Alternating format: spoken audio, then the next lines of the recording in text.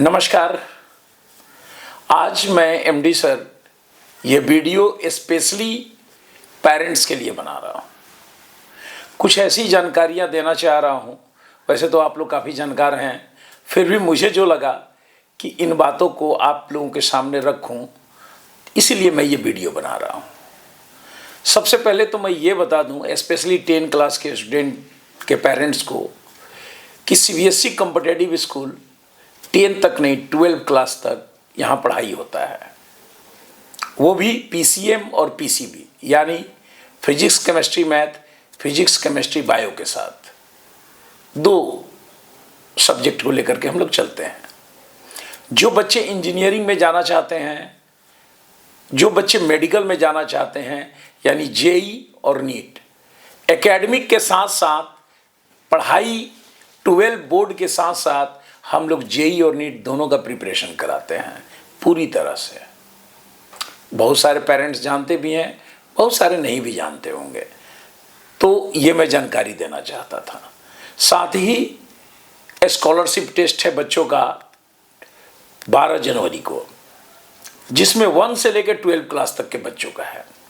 जो नए आएंगे बाहर से उनके लिए भी, और जो इन हाउस हमारे स्कूल में पढ़ते हैं उनके लिए भी।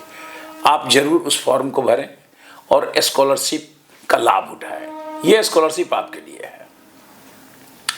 मैं कुछ बातें ऐसे बताऊंगा सबसे पहले कि हमारे में यानी अगर सीबीएसई कॉम्पिटिटिव स्कूल में कोई बच्चा पढ़ाई करता है, प्रिपरेशन करता है, और अगर वो आउटसाइड करता है, बाहर जा करके करता है, हॉस्टल में रहता है, कोचिंग करने के लिए कहीं और जाता है, दोनों में सबसे बड़ा डिफरेंस क्या है, वो डिफरेंस मैं आपको बताऊंगा। सबसे पहली बात मैं बता दूं, सीबीएसई कॉम्पिटिटिव स्कूल के अंदर जो बच्चे पढ़ते हैं उनको मोबाइल बिल्कुल अलाउ नहीं है। विदाउट मोबाइल पढ़ना है। जो भी डाउट हो, प्रॉब्लम हो, डायरेक्ट टीचर से पूछना है। आज के युग में, आज के समय में मोबाइल एक ऐसा चीज हो गया है, अमूमन सभी बच्चों के हाथ में नजर आता है। खास करके जब वो 11 में बच्चे जाते हैं और किसी बड़े शहर में रहने लगते हैं, घर से दूर जाते हैं, तो पेरेंट्स की भी मजबूरी हो जाती है उनको मोबाइल देना। और मोबाइल भी वो नहीं कि एनालॉग वाला दे, सीधे एंड्रॉयड। और उस मोबाइल में बहुत सारी ऐसी विकृतियां हैं, अच्छाइयां के साथ साथ, जो इस एज के बच्चों को, जो 10, 11, 12 जिस एज को हम लोग बोलते हैं टीन एज, क्योंकि टीन एज में बच्चे समझते नहीं है, समझदार कम होते हैं और वो गलत रास्ते पे चले जाते हैं, मोबाइल का गलत इस्तेमाल करने लगते हैं, जिससे उनका पूरा फ्यूचर खराब हो जाता है। मैं सिर्फ ये सुनी हुई बातें नहीं कह रहा हूं, मैंने ऐसा देखा है। इतने दिनों से मैं स्कूल चला रहा हूं, अपने ही स्कूल के बच्चों को मैंने देखा है, अच्छे बच्चे को बिगड़ते हुए और कैरियर को खराब करते हुए। मैं चाहता हूं कि आप कम से कम अपने बच्चे को, अगर जानकार नहीं है तो इससे दूर रखें, क्योंकि आप बचपन से फैसला करते आए हैं अपने बच्चे के लिए कि अच्छा लाइफ के लिए। 1 क्लास से फैसला करते हुए इस स्टेज पे आप उसको बेहतरीन एक स्टूडेंट बना दिए हैं, एक बेहतरीन छात्र बना दिए हैं, तो आगे भी इसको बड़ा गंभीरता से देखें। कहीं ये ना हो कि औरों की तरह आप गलती कर बैठे और गलती का एहसास बहुत बाद में हो। तो सीबीएसई स्कूल में सबसे पहले कि जो सबसे बड़ी खराबी आज के समाज में है स्टूडेंट के लिए मोबाइल, उसको हम लोग छूने नहीं देते हैं। अब एक चीज और मैं बता दूं, हमारे जो भी रिजल्ट आते हैं, चाहे Bihar board math talent search हो या रामानुजन टैलेंट सर्च हो, आप उसका लिस्ट निकाल के देख लें। जो टॉपर हैं, जो सबसे ज्यादा सिलेक्शन है, वो हॉस्टल के बच्चों का होता है। डे स्कॉलर का रेशियो बहुत कम होता है। आप कभी इसके बारे में सोचिए क्यों ऐसा है। हॉस्टल के बच्चे तो मोबाइल नहीं छूते हैं, उनको तो कोई भी अदर रिसोर्स नहीं है। और जो डे स्कॉलर आते हैं ना, वो पूरा मोबाइल घर में चलाते हैं, वो टाइम टू टाइम पेरेंट्स से मोबाइल भी मांगते हैं। तो उनको अगर मोबाइल से ही एजुकेशन को अच्छा होना था तो उनको बेस्ट होना चाहिए था, पर इस तरह का तो है नहीं रिजल्ट। तो बिल्कुल एक मोबाइल से हम लोग रोकते हैं बच्चों को, जो कि उनकी सबसे बड़ी कमजोरी है। दूसरी बात, बच्चे जब इस टीन एज में आते हैं तो उनका एक बायोलॉजिकल कहें कि परिवर्तन होता है और वो अपने को फ्रीडम चाहते हैं। सीबीएसई स्कूल में बिल्कुल फ्रीडम नहीं है, पैनी नजर है हम लोगों का कि बच्चा कितने बजे उठता है, पढ़ता है, क्या खाता है, कैसे पढ़ता है, क्या उसकी एक्टिविटी है, क्या उसके एग्जाम में नंबर हैं, और ये टोटल पैनी नज़र उस पर हम लोग लगाते हैं और उसकी विकृतियों को, उसकी कमियों को उसको बताते हैं, और साथ में पेरेंट्स को भी अपलाइन करते हैं, पेरेंट्स को भी अपने साथ जोड़ते हैं कि देखिए आपका बच्चा इस तरह से कर रहा है। तो पूरी तरह से यहाँ कड़ाई है, उसको बिल्कुल फ्रीडम नहीं मिलता है। तो इस एज के बच्चे अपने पेरेंट्स को गलत तरीके से समझा बुझा करके वो इस फ्रीडम को पाने के लिए यहाँ से भागना चाहते हैं आफ्टर 10। तो आप पेरेंट्स हैं, आप समझिए, क्योंकि मैं समझ सकता हूँ कि मैं भी एक पेरेंट्स हूँ और मुझे लगता है कि मेरा फ्यूचर मेरा बच्चा ही है।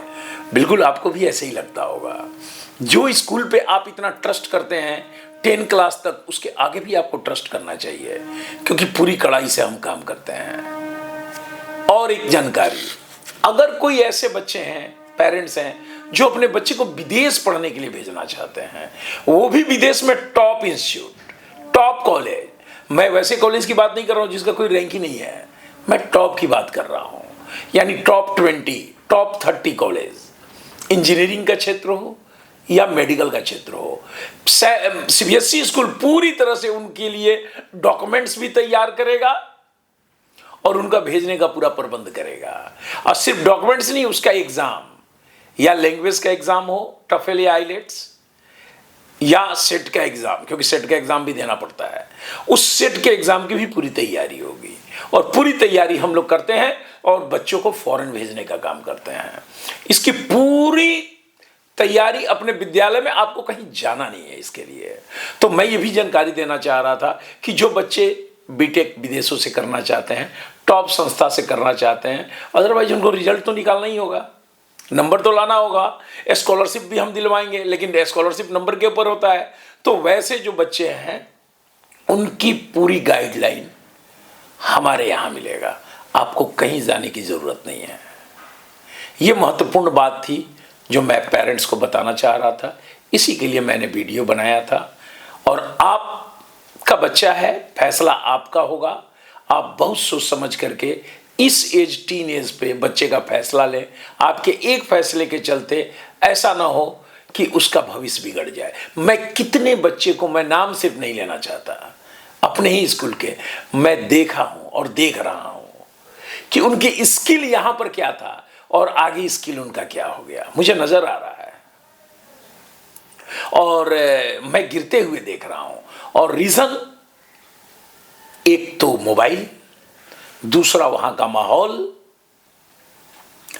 वहां के स्कूल के जो जिस संस्था पढ़ते हैं उसका अपना टेस्ट लेने का एक तरीका, कि वो कितना बच्चों पे लगा है, कितना टेस्ट ले रहा है, कितना काम कर रहा है, ये बहुत सारे फैक्टर हैं।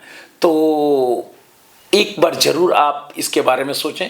और सीबीएसई कॉम्पिटिटिव स्कूल आपका वेलकम करता है जेईई और नीट में। धन्यवाद।